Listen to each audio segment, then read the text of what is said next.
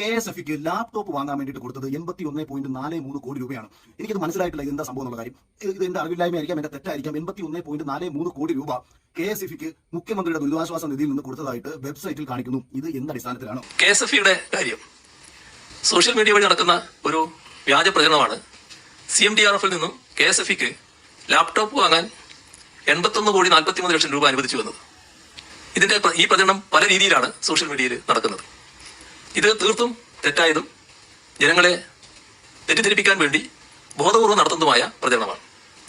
ഈ തുക കോവിഡ് കാലത്ത് സാമ്പത്തികമായി പിന്നോക്കം നിൽക്കുന്ന വിദ്യാർത്ഥികൾക്ക് പഠനാവശ്യത്തിനായി ലാപ്ടോപ്പ് വാങ്ങാൻ KSFക്ക് നൽകിയ തുകയാണ്.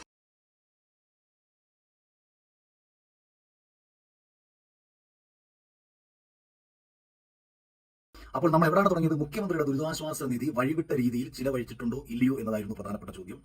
ഇന്നലത്തെ എന്റെ വീഡിയോ വന്നതിന് ശേഷം ചില ന്യായീകരണങ്ങളുമായിട്ട് ഇറങ്ങിയിട്ടുള്ള ആൾക്കാരുടെ ആദ്യമേ ഞാൻ പറഞ്ഞുകൊള്ളട്ടെ, നിങ്ങൾ പറയുന്ന വിദ്യാശ്രീ എന്ന പദ്ധതിയും നിങ്ങൾ പറയുന്ന വിദ്യാകിരണം എന്ന് പറയുന്ന പദ്ധതിയും വളരെ വ്യക്തമായി മനസ്സിലാക്കിയതിനു ശേഷം തന്നെയാണ് ഞാൻ ഇന്നലെ വീഡിയോ ചെയ്തത്. പക്ഷേ എന്തുകൊണ്ടാണ് വിദ്യാകിരണം പദ്ധതിയുടെ ഡീറ്റെയിൽസിനെ കുറിച്ച് ഞാൻ ഇന്നലെ പറയാതിരുന്നത് എന്ന് വെച്ചാൽ, നിങ്ങൾ ഈ ന്യായീകരണവുമായി ഇറങ്ങിയതിനു ശേഷം പറയുമ്പോൾ മാത്രമേ മുഖ്യമന്ത്രി പിണറായി വിജയന്റെ ദുരിതാശ്വാസ നിധി വഴിവിട്ട രീതിയിൽ ചെലവഴിച്ചിട്ടുണ്ടോ ഇല്ലയോ എന്നുള്ള എന്റെ തുടക്കത്തിലുള്ള ചോദ്യങ്ങൾക്ക് ഏറ്റവും വരപ്പിക്കുന്ന ഉത്തരം നിങ്ങൾ തന്നെ നൽകുന്നു എന്നുള്ള ഒരു യാഥാർത്ഥ്യമാണ് ഇനി ഞാൻ പറയാൻ പോകുന്നത്.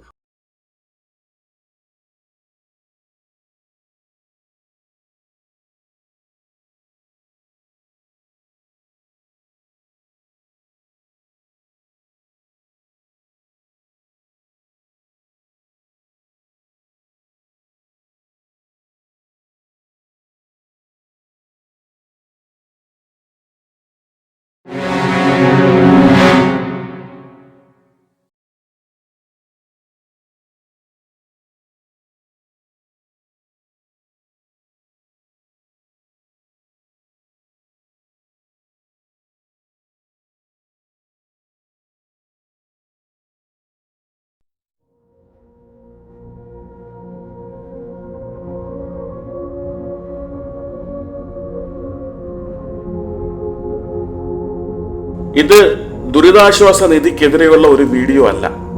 അതുകൊണ്ട് തന്നെ ആദ്യമേ പറയട്ടെ, മുഖ്യമന്ത്രിയുടെ ദുരിതാശ്വാസ നിധിയിലേക്ക് എല്ലാവരും തങ്ങളാൽ കഴിയുന്ന സംഭാവന നൽകണം. കാരണം നേരിട്ട് കൊടുക്കുമ്പോൾ അത് ഔദാര്യമാണ്.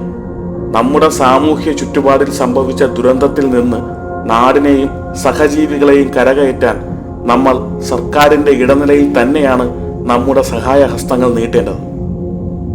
വ്യക്തിയുടെ ഔദാര്യത്തിന് കടപ്പെട്ടല്ല നമ്മുടെ സഹജീവികൾ ഭാവി ജീവിതം മുന്നോട്ട് നയിക്കേണ്ടത്. അതുകൊണ്ട് മുഖ്യമന്ത്രിയുടെ ദുരിതാശ്വാസ നിധിയിലേക്ക് എല്ലാവരും സംഭാവന നൽകുക തന്നെ ചെയ്യണം. ഇനി കേരള മുഖ്യമന്ത്രിയും അദ്ദേഹത്തിന്റെ വിയർപ്പിന് വരെ സുഗന്ധമാണെന്നും പറഞ്ഞു നടക്കുന്ന അന്തമടിമകളും ആദ്യം മനസ്സിലാക്കേണ്ടത് ഇത് ഉത്തര കൊറിയ അല്ല എന്നതാണ്. ചോദ്യങ്ങൾ ചോദിക്കുന്നവന്റെ രാഷ്ട്രീയ നിലപാടുകളെ അഡ്രസ് ചെയ്യാതെ ചോദ്യത്തെ അഡ്രസ് ചെയ്യാൻ ബഹുമാനപ്പെട്ട മുഖ്യമന്ത്രി പഠിക്കണം. ചാപ്പയടിച്ച് ബാലൻസ് ചെയ്യുകയും അതുവഴി തടി കഴിച്ചിലാക്കുകയും ചെയ്യുന്ന രാഷ്ട്രീയക്കാരുടെ സ്ഥിരം പരിപാടി ദുരിതാശ്വാസ നിധി വിനിയോഗത്തെ പറ്റിയുള്ള ചോദ്യങ്ങൾക്ക് പ്രതിരോധമായി ഇറക്കരുത്. അഖിൽ മാരാർ ചോദിക്കുന്ന ഓരോ ചോദ്യവും മറുപടികളില്ലാതെ നിലനിൽക്കുകയാണ്. ദുരിതാശ്വാസ നിധി എവിടെ, എങ്ങനെ, എപ്പോൾ, എത്ര വിനിയോഗിച്ചു എന്നതിന്റെ കണക്കുകൾ വിവരാവകാശം വഴി നേടിയ ഏതെങ്കിലും ഒരു വ്യക്തി പുറത്തുവിടാമോ? സുതാര്യമാണ്, ആഡിറ്റബിൾ ആണ് എന്നൊക്കെ നാവ് വളച്ചങ്ങ് പറഞ്ഞാൽ മതിയോ? മുഖ്യമന്ത്രിയുടെ ദുരിതാശ്വാസ നിധിയിലേക്ക് ഞാൻ സംഭാവന ചെയ്യില്ല എന്ന പ്രസ്താവന സംഭാവന ചെയ്യരുത് എന്ന അർത്ഥതലങ്ങളാലും മുഖരിതമാണ്. അതുകൊണ്ട് തന്നെ അഖിൽ മാരാർക്കെതിരെയോ അത്തരത്തിൽ സോഷ്യൽ മീഡിയ പ്രചാരണങ്ങൾ നടത്തിയവർക്കെതിരെയോ കേസെടുത്തതിനെ ഞങ്ങൾ ചോദ്യം ചെയ്യില്ല. ദുരിതാശ്വാസ നിധി വിനിയോഗം സംശയാസ്പദമായ സാഹചര്യത്തിൽ നിൽക്കുമ്പോൾ പോലും അത് സുതാര്യമാണെന്ന് തെളിയിക്കാൻ സർക്കാരിനോ സർക്കാരിന്റെ തലവനോ കഴിയുന്നില്ലെങ്കിൽ പിണറായി വിജയ, നിങ്ങളും ഫിറോസ് കുന്നംപറമ്പിലും തമ്മിൽ എന്താണ് വ്യത്യാസം?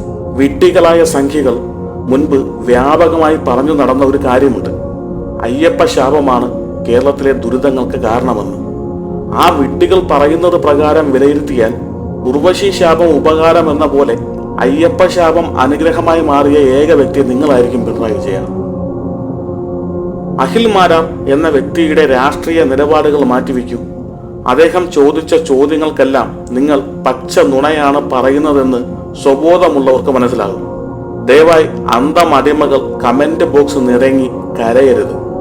ഞാൻ സ്വബോധമുള്ളവരുടെ കാര്യമാണ് പറഞ്ഞത്. ദുരിതാശ്വാസ നിധിയുമായി ബന്ധപ്പെട്ട് ഉയരുന്ന ചോദ്യങ്ങൾക്ക് കൃത്യവും വ്യക്തവുമായ മറുപടികൾ നൽകാതെ പച്ച നുണകൾ വിളിച്ചു പറയുകയും ആ നുണകളെ നുണകളാണെന്ന് ബോധ്യപ്പെടുത്തുന്ന വിധം തെളിവുകൾ ആരോപണം ഉന്നയിച്ചവർ എടുത്തു കാട്ടുമ്പോൾ സത്യത്തിൽ ദുരിതാശ്വാസ നിധിക്കെതിരെ പ്രവർത്തിക്കുന്നത് നിങ്ങൾ തന്നെയല്ലേ മിസ്റ്റർ പിണറായി വിജയൻ? സംഖ്യകളുടെ വാക്കുകൾ സാധാരണ പൊതുസമൂഹം പരിഗണിക്കാറില്ല. വസ്തുതകൾ അവർ സാധാരണ പറയാറുമില്ല. വസ്തുതാപരമായ അവരുടെ ആശയ ദാരിദ്ര്യത്തിൽ ഏറ്റവും കൂടുതൽ വേദന അനുഭവിക്കുന്നത് ഇപ്പോൾ വിപ്ലവ വായാലികളാണ്. കേരളം ഒരു ചാണക തൊഴുത്തായാൽ അതിന്റെ മൂല കാരണം നിങ്ങളുടെ തീവട്ടിക്കൊള്ള തന്നെയാണ്. നമ്മുടെ മുഖ്യമന്ത്രി എന്താ പറഞ്ഞു നിർത്തിയത്? ഇതാണ് വസ്തുത. 47,693 കുട്ടികൾക്ക് കുടുംബശ്രീ വഴിയുള്ള വിദ്യാശ്രീ പദ്ധതിയുമായി സംയോജിപ്പിച്ചുകൊണ്ട് ഗവൺമെന്റ് വിദ്യാകിരണം പദ്ധതിയും വിദ്യാശ്രീ പദ്ധതിയും കൂടെ സംയോജിപ്പിച്ചുകൊണ്ട് KSFക്ക് 47,000 ലാപ്ടോപ്പുകൾ വാങ്ങാൻ വേണ്ടിയിട്ട് ഗവൺമെന്റ് 81 കോടി രൂപ നൽകി എന്ന് തന്നെയല്ലേ മുഖ്യമന്ത്രി പിണറായി വിജയൻ പത്രസമ്മേളനത്തിൽ പറഞ്ഞത്? അല്ലാതെ വിദ്യാശ്രീ എന്നത് മറ്റൊരു പദ്ധതിയാണെന്നും വിദ്യാശ്രീ പദ്ധതി വഴി കൊടുത്തേക്കുന്ന ലാപ്ടോപ്പുകൾക്ക് മാത്രമേ തിരിച്ചടവുള്ളൂ എന്നും വിദ്യാകിരണം പദ്ധതി വഴി സർക്കാർ സൗജന്യമായിട്ടാണ് ലാപ്ടോപ്പ് കൊടുത്തത് എന്നുള്ള സഖാക്കന്മാരുടെ ന്യായീകരണ വീഡിയോയിൽ പറഞ്ഞിരിക്കുന്നത് പോലെയാണോ മുഖ്യമന്ത്രി പത്രസമ്മേളനത്തിൽ നമ്മളോട് പറഞ്ഞത്? മുഖ്യമന്ത്രി പറഞ്ഞത് ഒരിക്കൽ കൂടി നിങ്ങൾ കേട്ടു നോക്കുക. വിദ്യാശ്രീ പദ്ധതിയും വിദ്യാകിരണം പദ്ധതിയും കൂടെ സംയോജിപ്പിച്ചുകൊണ്ട് 47,693 ലാപ്ടോപ്പ് കൊടുത്തു എന്ന് പറഞ്ഞാൽ ഒരു സാധാരണക്കാരനെന്ന നിലയിൽ ഒരു കോമൺ സെൻസ് ഉള്ള ഏതൊരാളും എങ്ങനെ വിചാരിക്കണം?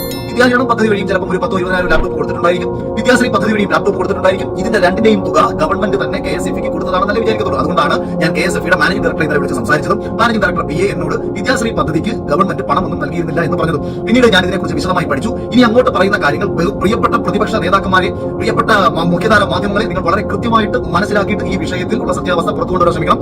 കാരണം ഞാൻ വെറും ഒരു സാധാ പൗരനാണ്, എനിക്ക് ഒരുപാട് ലിമിറ്റേഷൻസ് ഉള്ള ഒരാളുമാണ്. അപ്പൊ ഇനി അങ്ങോട്ട് നിങ്ങൾക്ക് ഞാൻ പറഞ്ഞു തരാൻ പോകുന്നത് എന്താണ് വിദ്യാശ്രീ പദ്ധതി, എന്താണ് വിദ്യാകിരണം പദ്ധതി, എങ്ങനെയാണ് മുഖ്യമന്ത്രിയുടെ ദുരിതാശ്വാസ നിധി വളരെ ബുദ്ധിപരമായി ജനങ്ങളെ പറ്റിച്ച് ഇവർ വെട്ടിച്ചത് എന്നുള്ളതിന്റെ കാര്യങ്ങൾ കൂടിയാണ് ഇനി അങ്ങോട്ടുള്ള കാര്യങ്ങൾ ഞാൻ പറയാൻ പോകുന്നത്. അത് വിദ്യാശ്രീ പദ്ധതി എന്തുകൊണ്ടാണ് വിദ്യാശ്രീ പദ്ധതി തുടങ്ങിയത് എന്നുള്ളതിനെ കുറിച്ച് നമുക്കൊന്ന് ചിന്തിച്ചാൽ KSFയുടെ ഒരു വലിയ കച്ചവട ബുദ്ധിയാണ് ഈ വിദ്യാശ്രീ പദ്ധതിക്ക് പിന്നിൽ. അതായത് കോവിഡ് സമയത്ത് കുട്ടികൾക്ക് പഠന ഉപകരണങ്ങൾ ലഭ്യമാകണം, ഡിജിറ്റൽ പഠന ഉപകരണങ്ങൾ ലഭ്യമാകണം. ഞാനൊക്കെ അക്കാലത്ത് മൊബൈൽ ഫോൺ വാങ്ങി നൽകിയിട്ടുള്ള ആളുകൂടിയാണ്, നിരവധി ആൾക്കാർ വാങ്ങി നൽകിയിട്ടുണ്ട്. ഈ സമയത്താണ് KSFയുടെ കച്ചവട ബുദ്ധി ചെയ്യുന്നത്. വളരെ ബുദ്ധിപരമായി സാധാരണക്കാർക്കിടയിലേക്ക് ലാപ്ടോപ്പുകൾ കൊടുത്തുകൊണ്ട് പണം പിന്നീട് നൽകാമെന്ന് പറഞ്ഞാൽ ഈ സ്കീമിലേക്ക് സാധാരണക്കാരായ ജനങ്ങളെ വളരെ എളുപ്പത്തിൽ എത്തിക്കാൻ കഴിയുമെന്ന് മനസ്സിലാക്കിയ KSF അധികൃതർ കുടുംബശ്രീയുമായി ചേർന്നുകൊണ്ട് ഈ കുടുംബശ്രീയിലും ഈ തൊഴിലുറപ്പിലും ഒക്കെ ഏറ്റവും കൂടുതലുള്ളത് ഇടതുപക്ഷത്തിന്റെ അനുഭാവികളും ഇടതുപക്ഷത്തിന്റെ പ്രവർത്തകരുമാണ് ഏറ്റവും കൂടുതലുള്ളത്. അതുകൊണ്ട് തന്നെ ഈ പാവങ്ങളെ എന്തെങ്കിലുമൊക്കെ ഗിമ്മിക്ക് പറഞ്ഞ് പറ്റിക്കുക എന്നത് തന്നെയായിരുന്നു ഇവരുടെ ആദ്യത്തെ നയം. അതായത് 5,14,498 അപേക്ഷകളാണ് വിദ്യാശ്രീ എന്ന് പറയുന്ന പദ്ധതി KSF കുടുംബശ്രീയുമായി ചേർന്ന് പ്രഖ്യാപിച്ചപ്പോൾ ഇവർക്ക് ലഭിച്ചത് എന്ന് ആലോചിക്കണം.